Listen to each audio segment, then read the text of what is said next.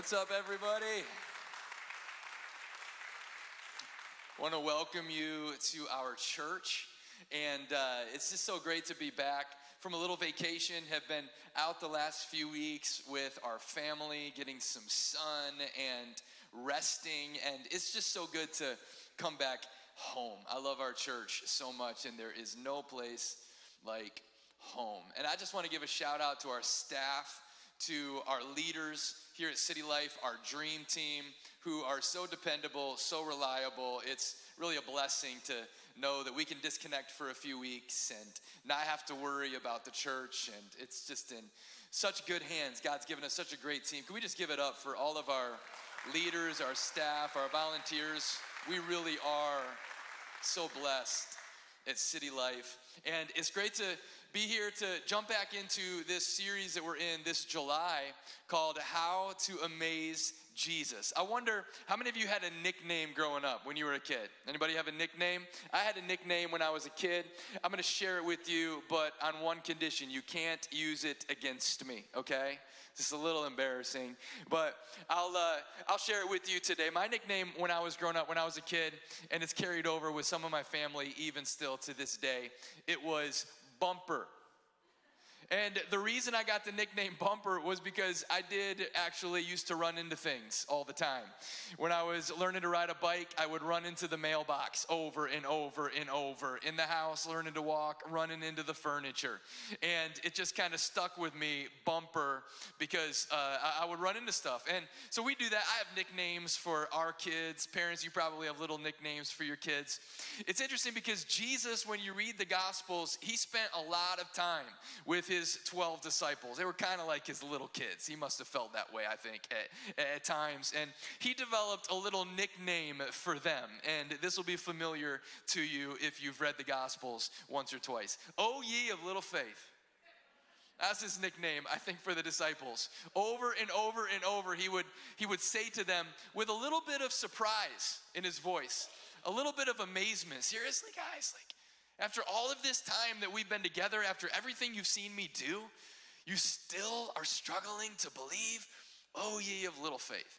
One time it was during his most famous sermon, and he was teaching, and he said, how are you guys still so anxious, worrying about what you're gonna eat and what you're gonna wear? Ever just been freaking out a little bit how you're gonna pay the bills and where the groceries gonna come from if inflation doesn't stop and it can happen? And Jesus just said, oh, ye of little faith. Don't you believe yet that I'm going to take care of these things?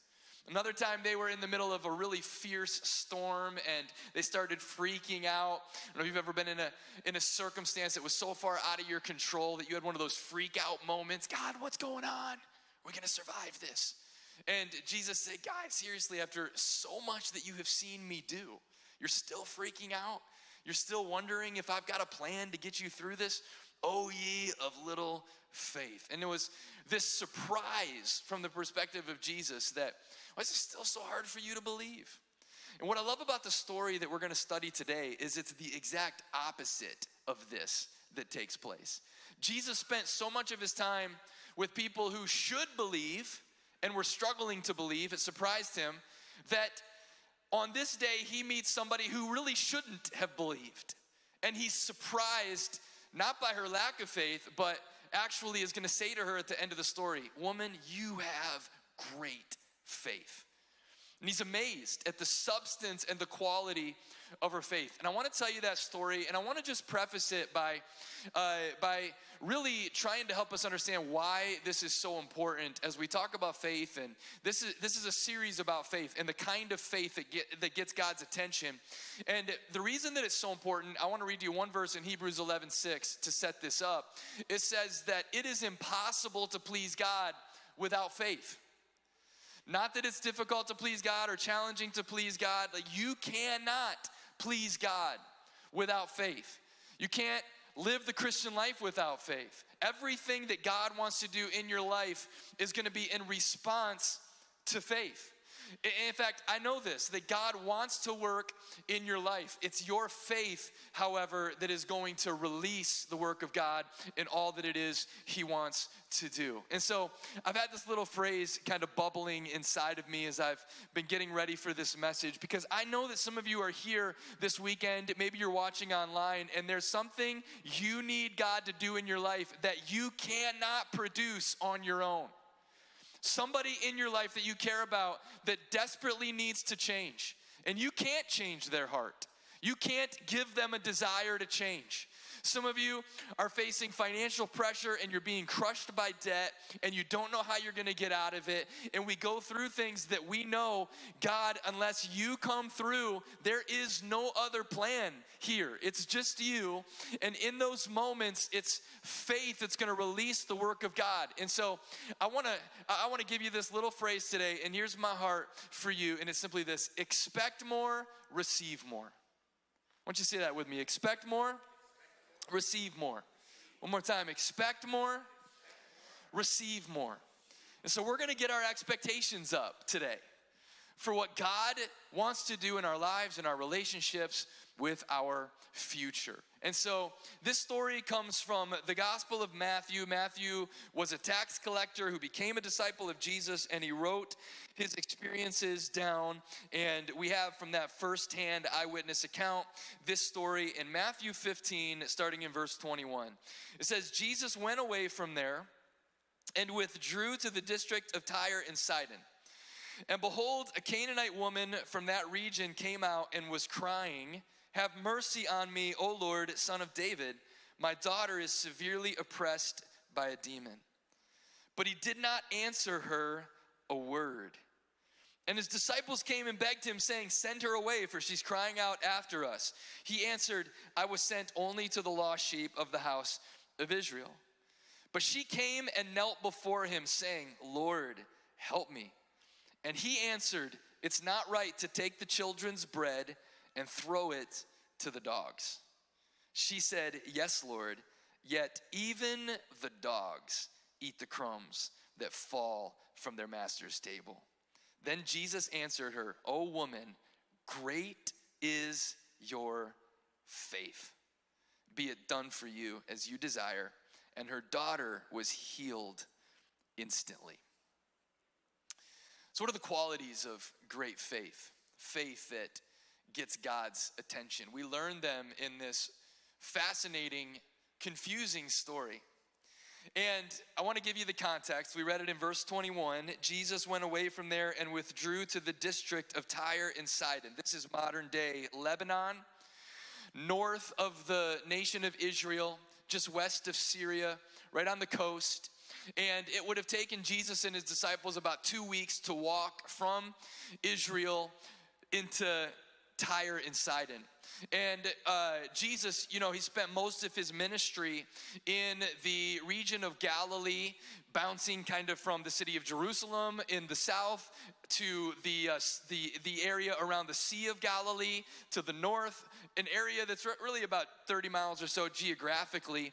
Yet here, Jesus takes a couple weeks to take the disciples to walk out of Israel, and now they're in a different country, they're among a different people group, they're in a different culture, and Jesus is going to meet this woman who is an absolute outsider to Judaism and religion, and she's going to become an example of great faith, the kind of faith that gets God's attention. So let me give you 4 characteristics of her faith today. Number 1, the faith that gets God's attention, it is desperate.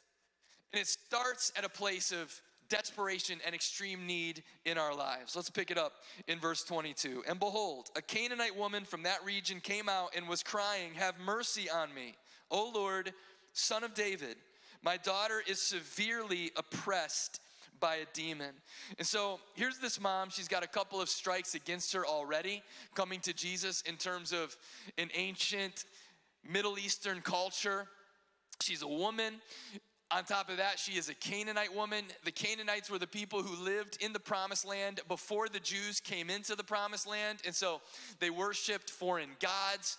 They had really detestable practices to the Jews. Many of them would sacrifice their children to these foreign gods, to these false gods. And so the world between Judaism and the Canaanites was massive. And Jesus comes in and he meets a Canaanite woman. And we learn from her is that if there's anything that's going to level the playing field, it is extreme need. Because how many of you know that if you meet a parent, a mom or a dad with a sick kid, and you can't figure out how to help them, it doesn't matter if you're Canaanite, if you're Jewish, what your socioeconomic status is, what your background might be, where you come from. That kind of need, I mean, parents are on the same, that levels the playing field. And here she is, and she has a daughter who's probably 6, 7, 8 years old, and she is possessed, Matthew says specifically, severely oppressed by a demon.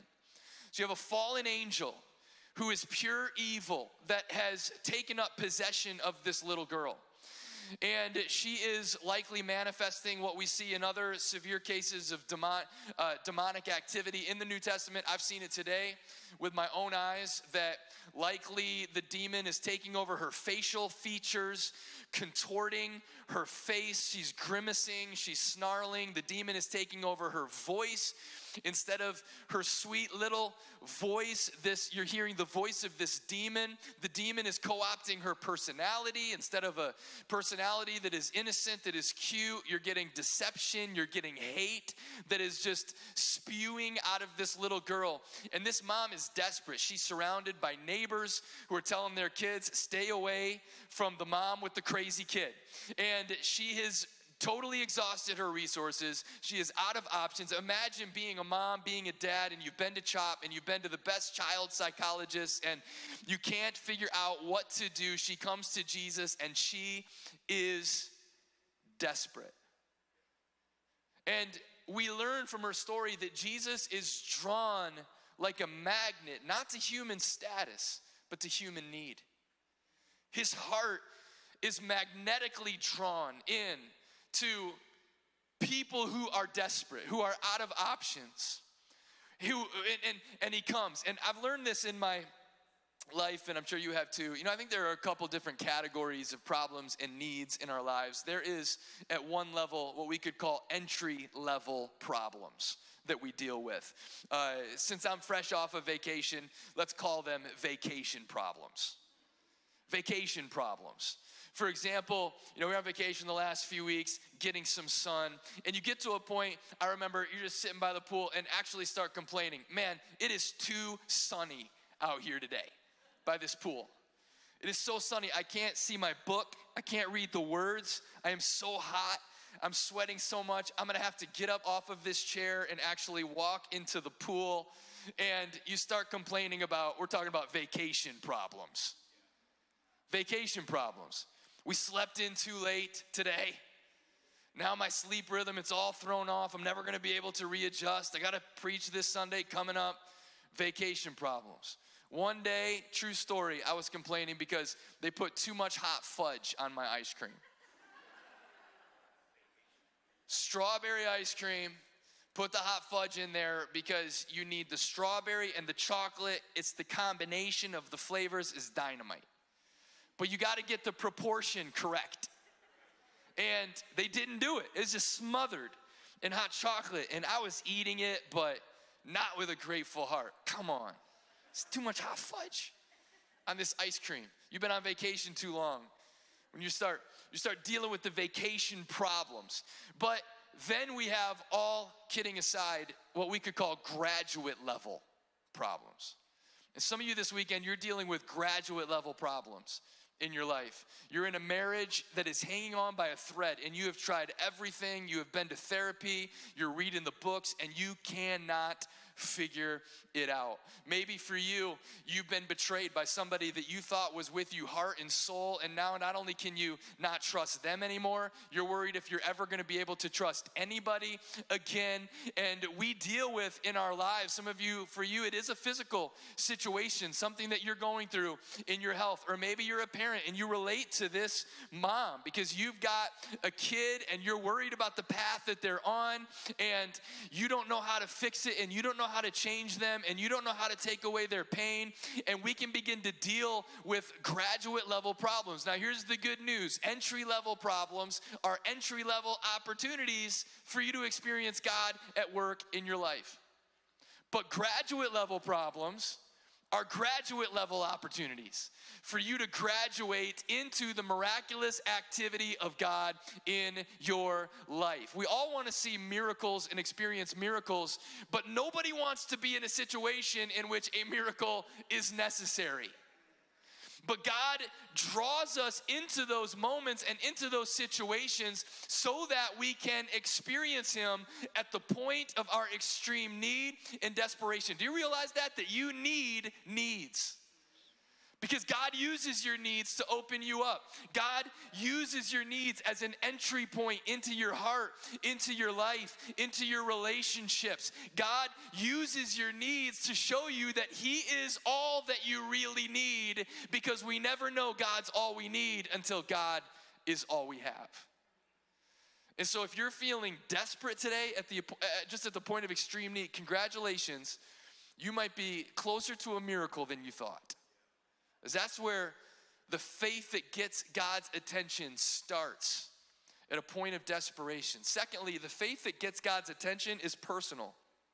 I want you to notice, again, this phrase that she uses, the words are important to address Jesus. Here in verse 22, we'll put it back up on the screen one more time.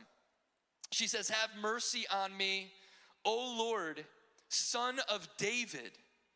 My daughter is severely oppressed by a demon." Now this is remarkable, that she uncovers something about Jesus' identity that even the most highly trained religious leaders who have been stalking Jesus for months haven't been able to figure out.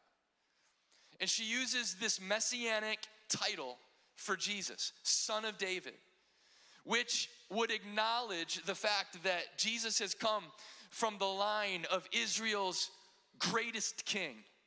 And He has come from the line of the one to whom God made the promise that I'm going to bring the Messiah, the deliverer, into the world through you, through your offspring. And here is this Canaanite woman, an outsider to Judaism, an outsider to the covenant of God with Israel, yet she recognizes you are the Messiah. You're the one the Jews have been waiting for. You're the one God promised to send into the world to make things right, to redeem, to restore. That's who you are. That's your identity. Not only that, she adds to it this. She says, "Oh Lord." So she recognizes, Jesus, you're not just a good teacher hanging out here on the earth. You are someone with authority. You are God in the flesh. You are the Lord. You're the Son of David. You are the one God has sent into the world to make things right. And she comes and she says to Jesus, "I know who you are."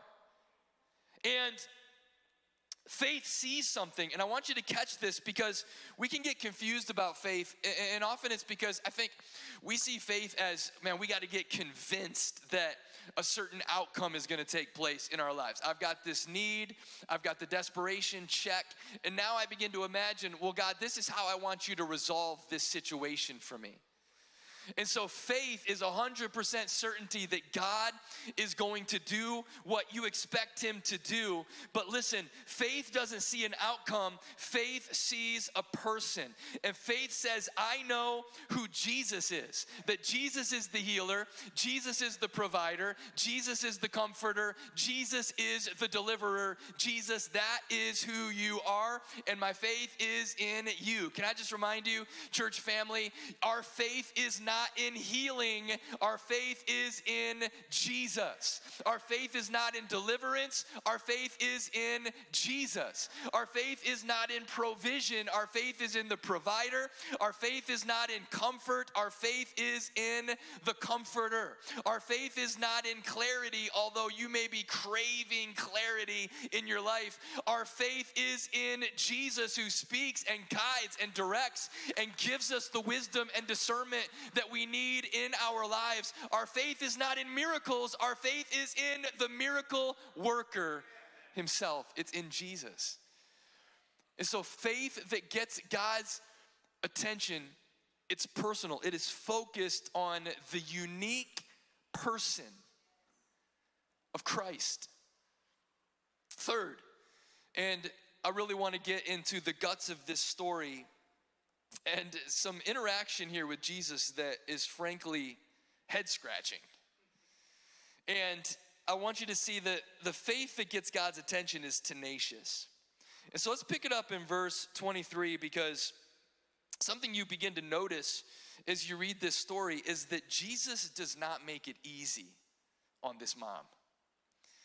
He is going to begin to push back, actually, against her request. And I want you to see it with me here in verse 23. But it says this, he did not answer her a word. So I want you to put yourself in her shoes. She is coming to Jesus. She's desperate. I know who you are. You're the Lord. You're the Son of David. I know you have the power to work. And so help me, Jesus. My daughter is oppressed. She's out of control. I don't know what to do. I need your help. And what does she get from Jesus? Silence. He ignores her. He doesn't say anything. And I don't know if you've ever been there, praying about something, seeking God. Desperation, check. Got it. God, I know who you are, check. Got it. Yet you've prayed 3 times, you've prayed 4 times, you've prayed more times than you can count. And what you are getting is not an answer, not a change in your circumstances. You are getting from heaven silence. Feels like you're getting stonewalled. And how do you respond in those moments? It's so easy to give up. It's so easy to quit. It's so easy to begin to think, man, I must not be doing this right. I must not be religious enough. Maybe there are people who are better Christians than me that get God to act or to move or to answer. But man, either I'm doing this wrong, or God doesn't care, or God isn't listening. But we can begin to give up as we receive silence. And so she just continues to press in. She continues to cry out to such an extent that, here's the disciples' reaction. His disciples came and begged him, saying, send her away, for she's crying out after us. Jesus, this woman is getting on our nerves. She won't shut up. Obviously, you're not planning to do anything here. Let's just get rid of her. And this is honestly very disappointing of the disciples, but maybe you can relate. Some of you work in the ER after, the 3rd or 4th shift in a row. I do not want to see another person come through the doors into this emergency room. Like, they're so just overwhelmed with need, and they're tired and they're exhausted. They're saying, Jesus, you just got to get her out of here. Well, now you're hoping, maybe Jesus is going to correct them and put them in their place, and now he's going to welcome her in. But look at Jesus' response to them. He answered, I was sent only to the lost sheep of the house of Israel. So now he has ignored her, and it seems, secondly, that he's discouraging her. I was sent only to the lost sheep of the house of Israel. Now we know that Jesus is up to something bigger here, because he has taken 2 weeks out of his schedule to come to Tyre and Sidon in order to get outside the house of Israel. So we understand that there's something else going on that he's going to get at. But at this point in the story, this woman doesn't know that. He's ignored her. He's discouraged her. And now he is going to say something that on the surface feels like it's going to offend her. And look at it with me in verse 25. But she came and knelt before him, saying, Lord, help me. This woman, what perseverance. And he answered, It is not right to take the children's bread and throw it to the dogs. Now, that's intense. I think no matter how you read it, and there have been times, I've read this, and my first thought is, Jesus needs a nap. What has happened to Jesus? Where is Jesus gone? This person who's supposed to be gentle and polite and kind that I learned about in Sunday school. Who has kidnapped Jesus? And why is he calling this woman a dog? Now, good question. If you take the emotion out of it, here's what the parable means. Jesus says, it's not right to take what belongs to the kids and to give it to the dogs. He's speaking to a distinction that existed. It was very familiar in the first century between Jew and Gentile. Jews considered themselves the children of God, descendants of Abraham, insiders to the covenant that God had made with Israel. Gentiles who were on the outside looking in, like this Canaanite woman, were often referred to by Jews as dogs. Jesus is not saying the dogs don't get to eat. He's just saying the kids get to eat first, which you understand, if you have a dog, if you have a pet, like the dog's gonna eat, but not before the kids. Kids get to eat first, and then maybe the dog gets some of the leftovers. And Jesus is saying that the gospel is coming to the Jew first in the strategic planning of God. God's plan has always been that the gospel is going to come to the whole world, but he said it's going to start with the Jewish people. And so out of the Jewish people is going to come Jesus. And Jesus was Jewish, and his disciples were Jewish, and the Apostle Paul, who wrote so much of the New Testament, was Jewish. And God gave it to the Jewish people first, but the goal was that through the Jewish people, it would come to the rest of the world. And so he says that the kids are going to eat first before the dogs are going to eat. Now, he uses a unique Greek word here. There were a couple words in the original language for dog. One of them referred to a homeless dog that kind of lived on the streets. We got some of those in Philly. And then there was another word. It's the word that he uses here in this story that referred to a domesticated dog that was like a pet, that was a member of the family that lived in the house. And so he's saying that the dogs will get to eat, but later, not first. Essentially, he is saying to this woman, it's not your turn yet. Now, I want to read her response because her response is mind-blowing, but I want to just pause first and I want to ask you, how would you have responded? How would you have responded? Because at this point, she is desperate. She has poured out her heart to Jesus. He has ignored her. He has discouraged her. He has possibly offended her. And I wonder, how would you have responded? Because I think it's so easy for us in these moments where we don't understand the activity of God in our lives. You know what can rise up within us? It's not faith, it's pride. And all of a sudden we can get so offended. Say, who you think you're talking to? I'm not a dog. Let me tell you who I am. Start to read through the resume. Jesus, you need to know a little bit more about this mom who's standing before you today. I am a good mom. And I know who you are. And I've done my homework. And if this is the way you're going to treat me, I'm out of here.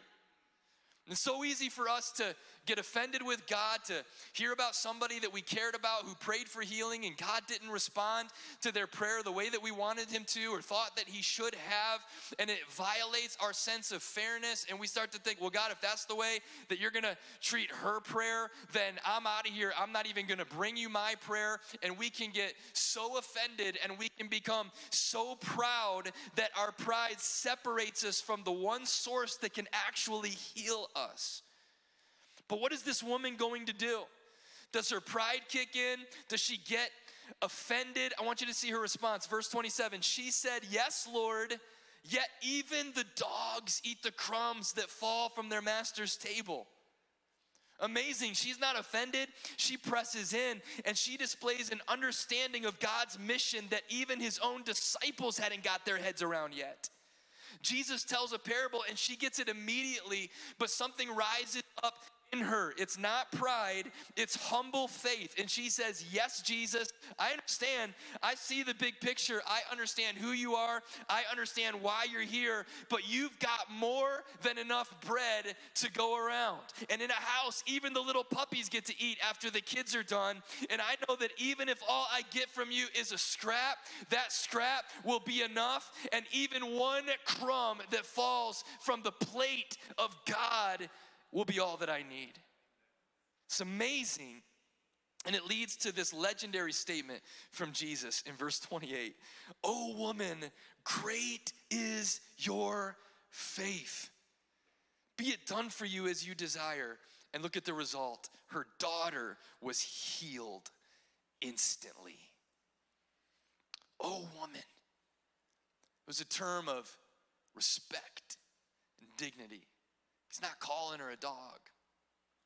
He sees something beautiful that is emerging from her heart.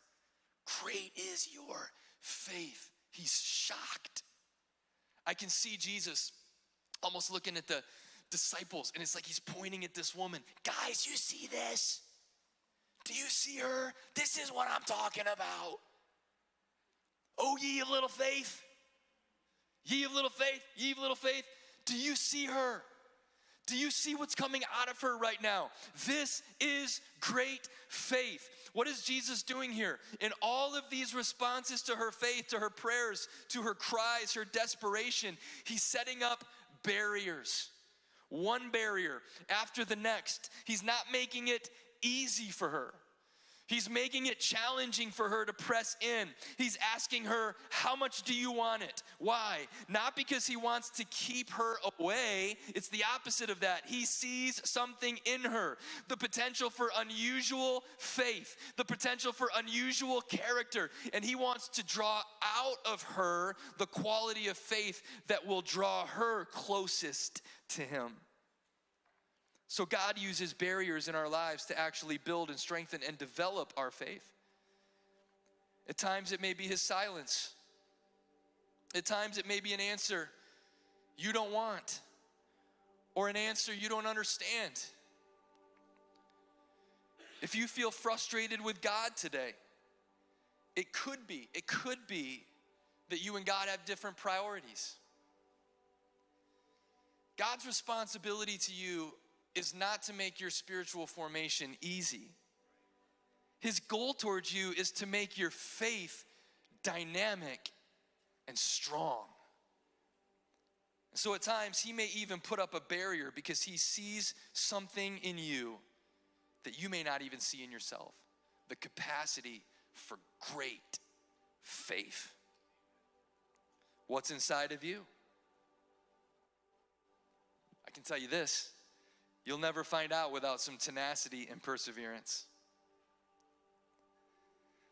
I wonder if one of the things God has to whittle down in us through all the barriers, in order to be able to trust us with more of his blessing and power, is our entitlement and our pride. In our culture today, we can feel entitled to so much, and we can become so offended if the government isn't giving me what I think it owes me, and if my boss isn't giving me what I think she owes me, and if my parents aren't giving me what they owe me, and if God isn't giving me what he owes me, and if I'm not getting what I feel like my good deeds and my obedience owe me, we can get so offended. We can begin to feel so proud. But she has none of that. She's humble. She's grateful for anything she can receive. Even a crumb is more than I deserve. God, I'll be a dog if it lets me in your house. She's not lobbying for special treatment. She just wants grace. Dwight Moody once said, Jesus sent no one away empty except those who were full of themselves.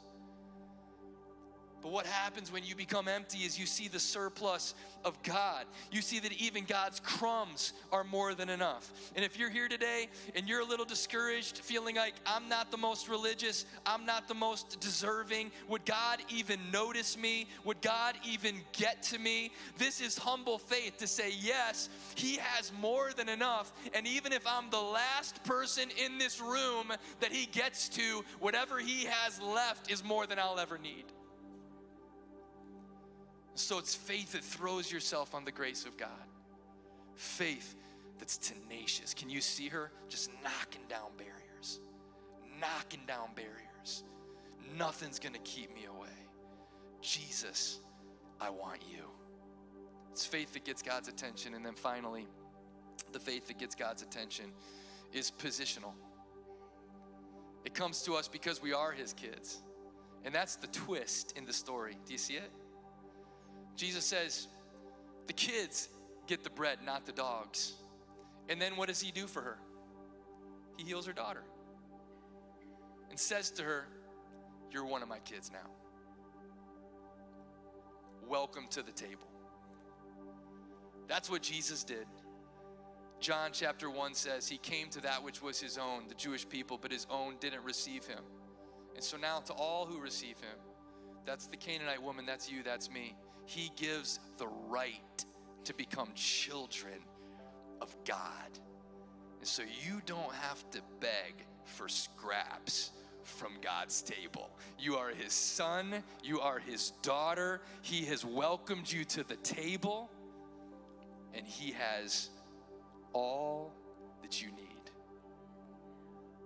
Let's thank You for that. Jesus, we thank You for the power of faith, that You respond to us even when our faith is small, when we're willing to put our faith in You. And so I pray, God, that You would develop something in the hearts of every person who's in this room, who's listening to this message, a faith that's unusual, a faith that's surprising, a faith that's tenacious and desperate, a faith that recognizes, I am God's kid. Now I'm going to press in. Thank You that You're here today. Do what we can't do for ourselves. In Jesus' name, amen.